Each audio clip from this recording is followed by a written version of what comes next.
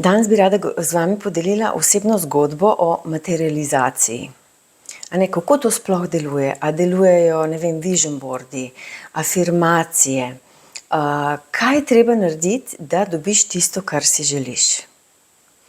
Zdaj, seveda, treba je začeti nekje od začetka, oziroma vedeti je treba, da materializacija sovpada z našo identiteto.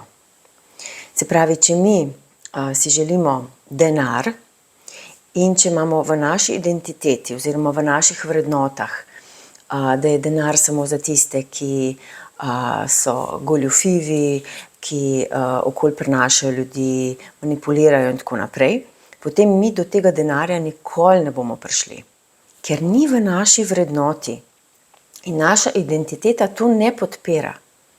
Se pravi, je treba najprej spremeniti vse te naše notranje dialoge, vzorce, vse tisto, kar smo dobili, mogoče že v otroštvu, a so to kakšna prepričanja, denar, ki so vam rekli, denar ne raste na drevesu, denar ga ne moreš pobirati po tleh, ampak dejansko ga lahko, ker dostikrat najdemo kakšen evro ali dva, Jaz sem enkrat celo najdla 15 evrov po tleh, ko je pač enemu padal iz žepa, Se pravi, denar leži na tleh. Samo to za nekoga ni realnost. In danes bi vam rada povedala, da dejansko smo mi kreatorji.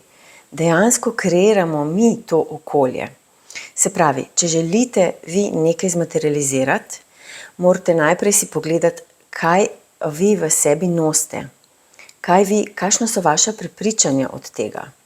Ne morate si želeti veliko denarja, pa obenem imeti na drugi strani slaba prepričanja.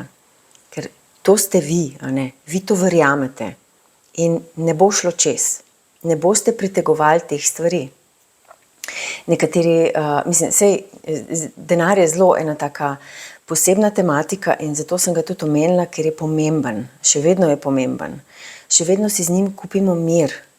Si kupimo varnost. Si kupimo zdravje lahko, Pravijo, denar ne prinaša sreče. Ni res.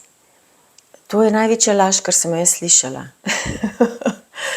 Seveda prinaša srečo. Ti z denarjem lahko kupiš darila za svoje domače, lahko podarjaš ga v dobrodelne namene in so tam ljudje srečni in ti si srečen in tako naprej. Gre samo za to, da mi tukaj znotraj sebe nimamo glih pošlihtanih stvari, kar se tiče denarja, ker nas nihče ni naučil. Finančna izobrazba je najbolj pomembna izobrazba, poleg te duhovne, ker tudi bogati ljudje so lahko duhovni oziroma veliko delajo na sebi. Če berete kakšne knjige, potem veste, da oni zelo veliko delajo na sebi. Oni so garači, dobesedno, tisti, ki so zelo, zelo bogati.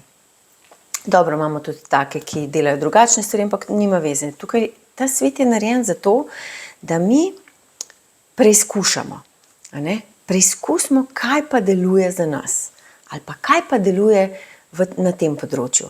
Se pravi, dajte se malo igrati. Jaz se ves čas igram. Res, jaz se igram s to materializacijo, preizkušam na tak način, pa na drugačen.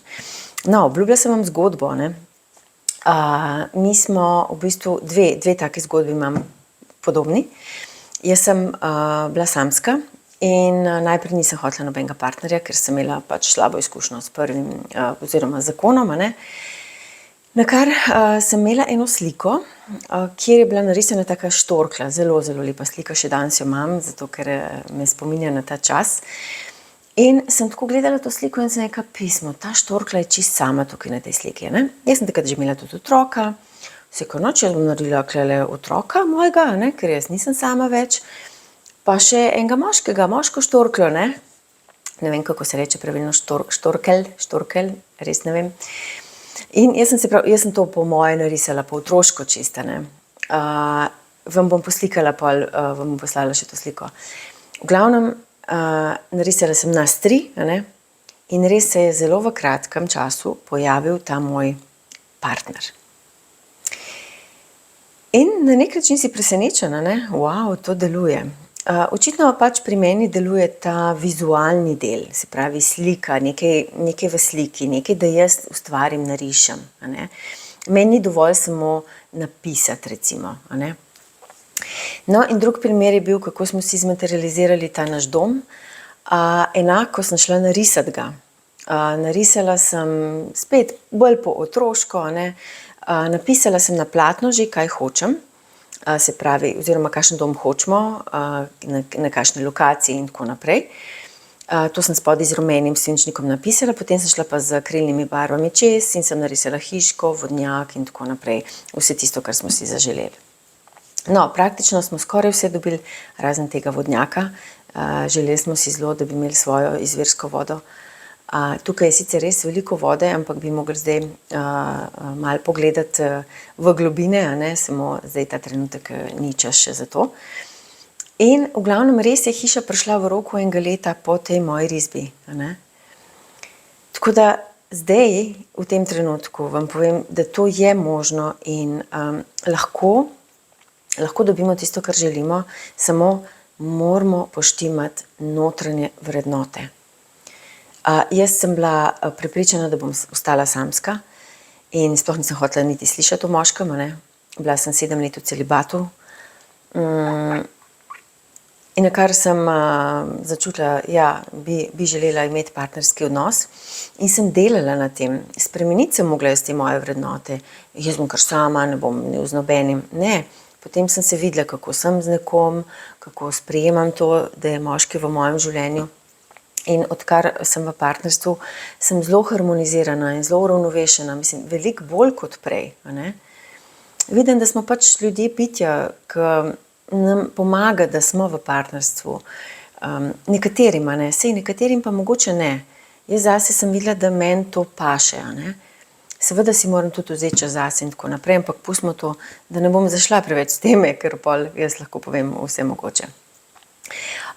Torej, kar se tiče tega in kar se tiče doma, se pravi, mi smo si mogli, oziroma mi dva, ko sva to nameravala, sva si mogla to zaslužiti. Mi dva tukaj noter sva mogla verjeti v to, da nama pripada.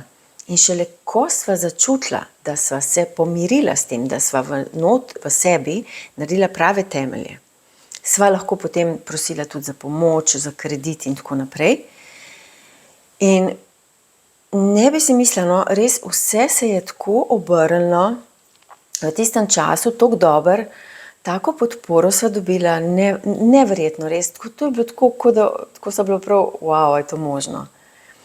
V tistem času je še moja mami prodala svoj vikend in sva v bistvu dobila od nje pa od njenega moža v bistvu vse stvari. Se pravi, od lopat do te kosilnice, mislim, ni da ni.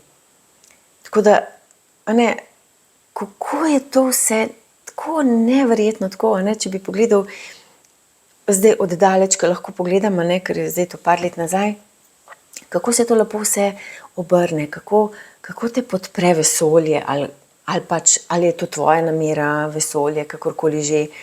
Nekdo neka sila sigurno upravlja s tem, In kaj je vse možno? In še ena stvar se je zdaj zgodila, to je pa zdaj tretja stvar že. Za mojega sina smo iskali stanovanje v Kopru. Saj veste, da so cene danes grozne. In tudi to nam je uspelo v roku enega meseca. Dobiti kolikor toliko poceni stanovanje, krasno stanovanje z balkonom, ker vse ostalo, kar so te majhne garsonjerce, so neke luknje, res groza, kaj vse se na trgu prodaja. Ampak ker je veliko povpraševanja. In evo, tudi to smo uspeli zdaj narediti, tako da, deluje. Še enkrat poudarjam pa, notranje vrednote je treba spremeniti, treba je notranje postavce verjeti, da to že imaš, lahko tudi vadiš v tem, tako kot rečejo, vizualiziraš, se počutiš, da si že tam, to je zelo pomembno, ampak pred tem pa pregledati si, kje pa so te blokadice, kje so pa tvoje prepričanja, da v to ne verjameš.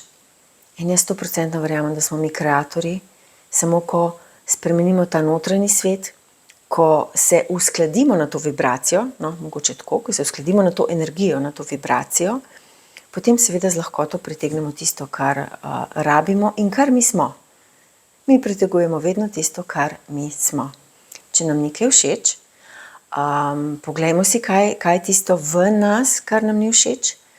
Ne obsojati zunanji svet, ne obsojati druge, ker drugi niso nič krivi za to, kako se mi počutimo in kako delujemo. Najdite načine, kako prideti do poravnave notranjega sveta in da se vse. Zdaj, jaz bom še povedala, da v soboto, se pravi 17.1. imam delavnico nameravanja. Če vas zanima, to je v Ljubljani, mi samo sporočite v komentar ali mi pa pošljite na mail info@zenergiozivim.si in vas bom naučila, kako poravnati ta notranji svet, prečistiti, ozavestiti te blokade in pa nameravati tisto, za kar ste ta trenutek pripravljeni. A ne? Ker nismo vedno za vse pripravljeni, za nekatere stvari rabimo čas, za nekatere stvari rabimo malo več dela na sebi, kaj spustiti, kaj na novo organizirati, narediti, iti v akcijo, dobesedno v akcijo. Brez da gremo v akcijo, pa ne bo ničesar prišlo do nas. Spoštujte svojo energijo, lepo se imejte, pa se vidimo. Hvala, ker naju gledate.